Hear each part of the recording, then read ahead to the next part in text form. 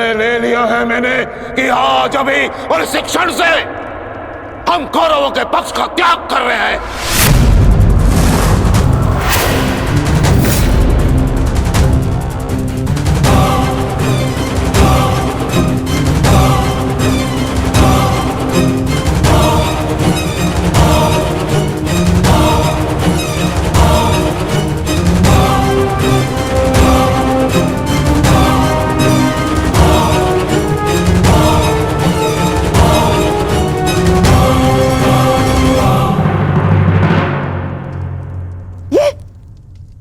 ये क्या किया तुमने? गुरु द्रोण को रोका क्यों नहीं तुमने दुर्योधन? होने वाले सम्राट हो तुम, सम्राट।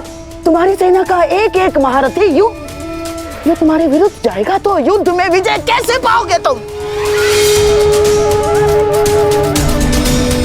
जो युद्ध से विमुख हो उसे अपनी सेना में डालना अपने योद्धाओं को संकट में डालने के समान होता है मामाश्री। अरे क्या करता मैं और क्या करूं? उन्हें बंधन में बांध कर रख लूं या फिर विरोध करने पर बंदी बनाकर रख लूं? आप जानते हैं यह संभव नहीं है, किंतु मैं जानता हूं कि मैं जो कर रहा हूं उचित कर रहा हूं। उचित नहीं कर रहे हो तुम। समझने का प्रयास करो दुर्योधन। हमें विजय पाने के लिए गुरु द्रोणाचार्य की आवश्यकता है। मुझे मेरे मित्र के अतिरिक्त और किसी की आवश्यकता नहीं है मामाश्री।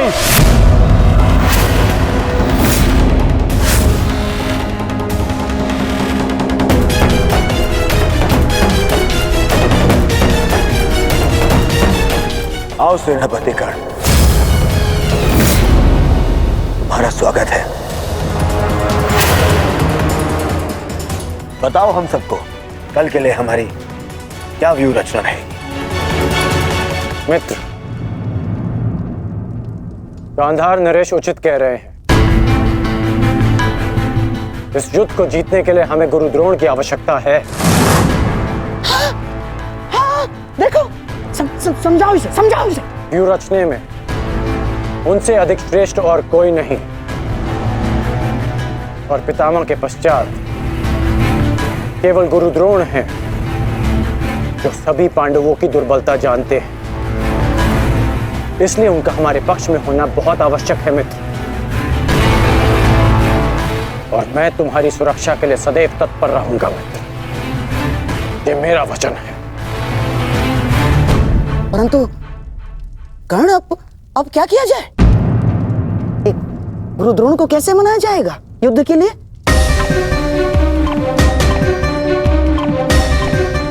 मेरे पास उपाय है। हाँ, कैसा कैसा उपाय अंगराज? गुरु द्रोण कल युद्ध में प्रस्तुत रहेंगे।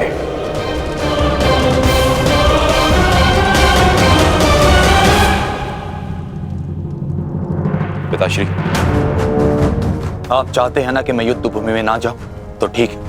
यदि मैं रणभूमि में नहीं जा सकता तो अभी इसी क्षण पांडवों के शिविर में जाकर सबका वध कर दूंगा। परंतु युवराज दुर्योधन की सहायता जरूर करूंगा, चाहे इसके लिए मुझे अपने प्राण भी क्यों ना गंवाने पड़े। अश्वत्थामा,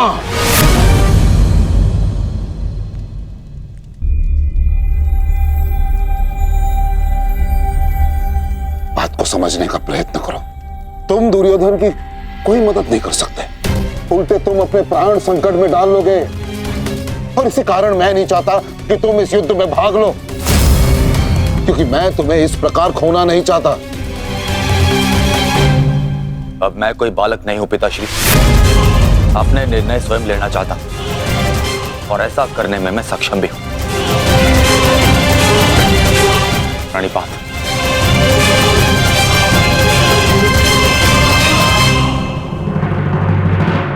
अब तक तो पितामह कौरव की रक्षा करते आए, परंतु अब कौरव की ढाल शेष नहीं।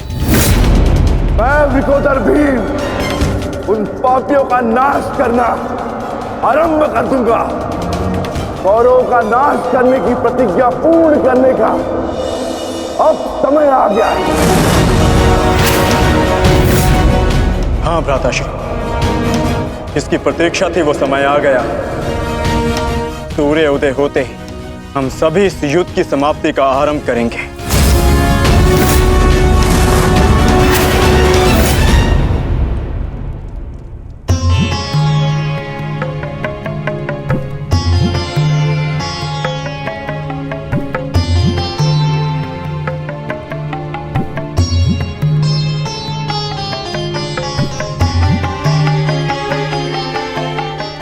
आइए महाराज, अच्छा हुआ आप आ गए। मेरा स्वयं ही आपसे बात करने का मन हो रहा था। जब से ये युद्ध आरंभ हुआ है गांधारी, तुम इन दीपकों का विशेष ध्यान रख रही हो, परंतु क्यों? मेरे सभी पुत्र उस युद्ध में गए हैं महाराज, और इसीलिए मैंने इन 100 दीपकों को अपने 100 पुत्रों की लंबी आयु की प्रार्थना के लिए जलाया है। अब ये 100 दीपक मेरे 100 पुत्रों की आयु का एकमात्र सहारा है। कहीं इन दीपकों को संभालते संभालते तुम अपने हाथ न जला लेना गांधारी।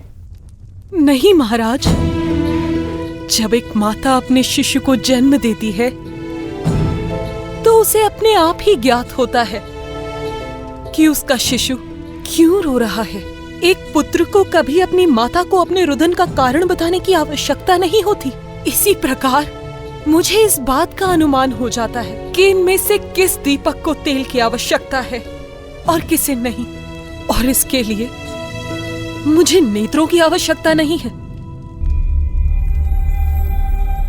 तो पूछो अपने इन दीपकों से कि मेरे पुत्रों की रक्षा कौन करेगा? कौन? मैंने अभी भी आशा नहीं छोड़ी है महाराज। तात श्री के पश्चात द्रोणाचार्य हमारे पुत्रों की रक्षा करने में सक्षम है।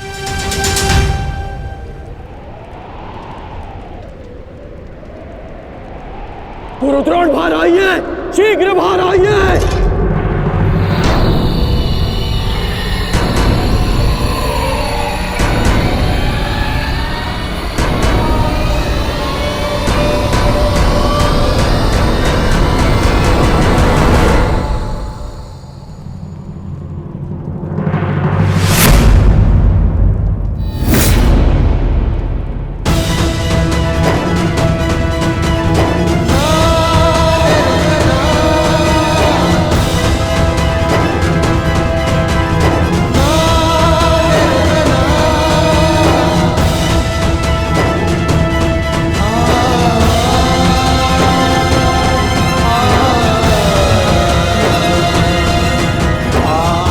अश्वत्थामा,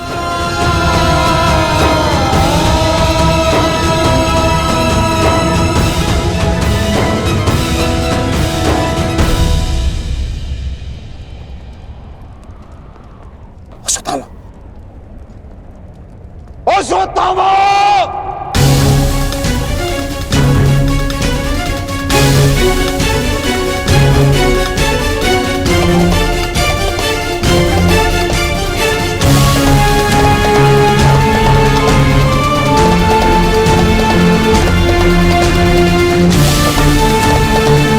किसने किया ये सब?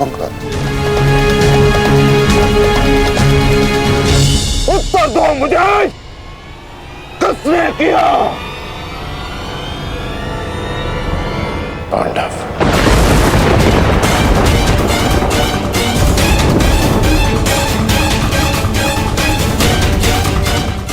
आज उन दुष्टों ने मुझे पुत्रविहीन कर दिया।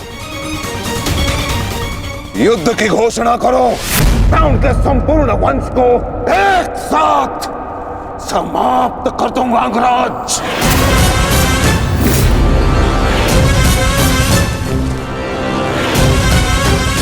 अपने पुत्र के हथियारों से मैं प्रतिशोध लूंगा, प्रतिशोध लूंगा। मैं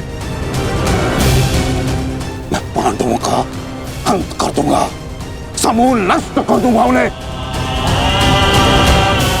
अंगराज, तुम कौरवों के सेनापति हो ना, तो आज तुम्हारे सेनापति तुम्हें आज कौरवों की विजय होगी और पांडवों की हार, और ऐसी हार जो भूत है ना भविष्य।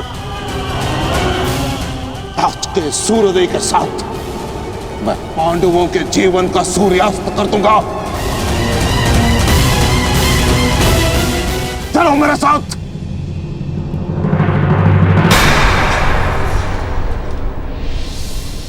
अब किस बात की प्रतीक्षा है अंगराज? सूर्योदय होने वाला है, चलो मेरे साथ। परंतु आप तो एक सूत पुत्र के अधीन युद्ध में भाग नहीं लेना चाहते थे आचार्य।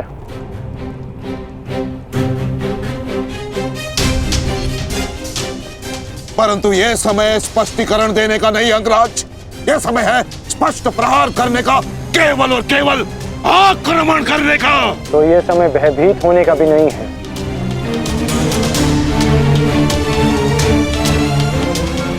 घुमा फिरा के बातें मत करो अंगराज, जो कहना है स्पष्ट रूप से कहो। कहना क्या चाहते हो तुम? सत्य कहना चाहता हूं आचार्य।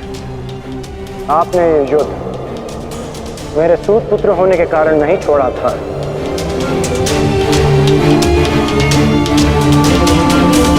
आप इस युद्ध से इसलिए पीछे हटे थे क्योंकि आपको अपने पुत्र अश्वत्थामा की मृत्यु की चिंता थी।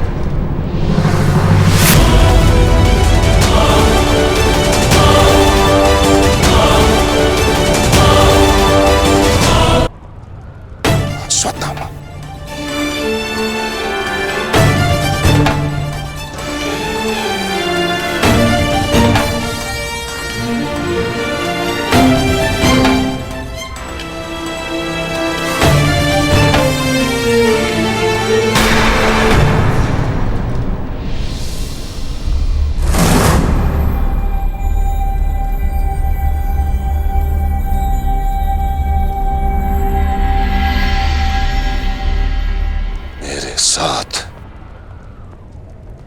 उपहास किया तुमने। उत्तर दो।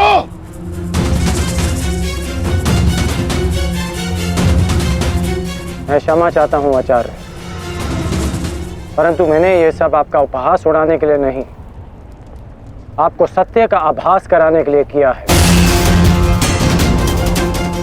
मैं केवल उस योद्धा को चिंता के भंवर से निकालना चाहता था जिसकी इस समय कौरव सेना को सबसे अधिक आवश्यकता है। आपके युद्ध न लड़ने का कारण मुझे आरंभ से ही ज्ञात था।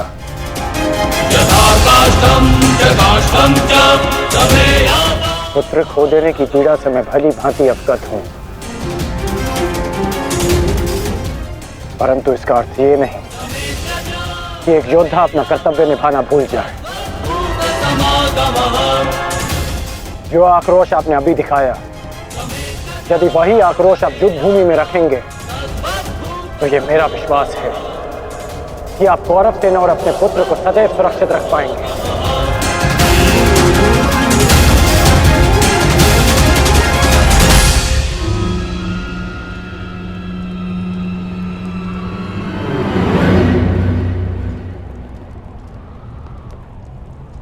मुझे क्षमा कर दो दुर्योधन, मैं पुत्र मोह और कर्तव्य के मध्य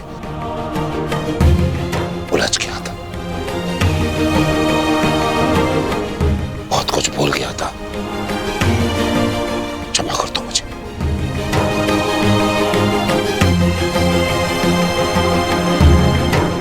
गुरु द्रोण, आप सेनापतित्व स्वीकार कर कौरवों की जीत सुनिश्चित करें और आपके पुत्र की सुरक्षा मैं सुनिश्चित करूंगा। ये मेरा वचन है कि जब तक मैं जीवित हूं, मृत्यु अश्वत्थामा के निकट भी नहीं आएगी।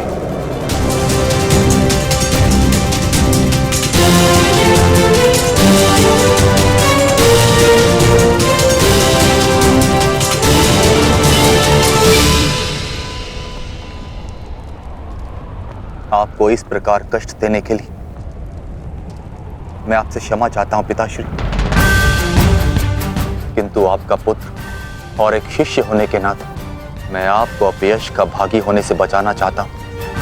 पिताश्री, मैं आपसे एक वचन मांगना चाहता हूं कि जिस क्षण आप रणभूमि में उतरेंगे उसी क्षण आप अपने हृदय से मेरे प्रति पुत्र मोह को त्याग देंगे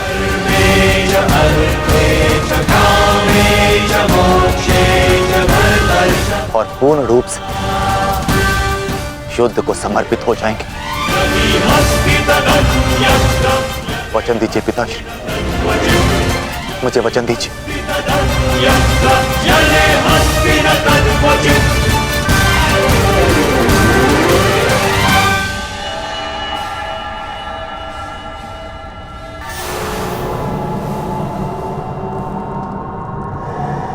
मैं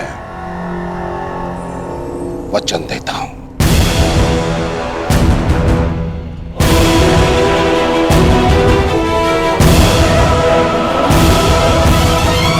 मैं वचन देता हूं।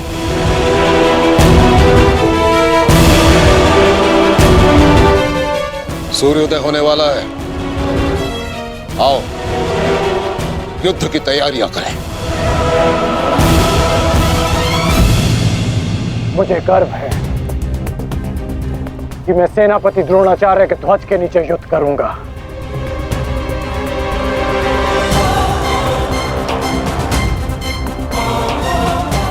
मैंने तुम्हें पहले भी कहा है मित्र, मुझे तुम पर पूर्ण विश्वास है। तुम्हारा हर एक निर्णय मेरे ही हित में होगा।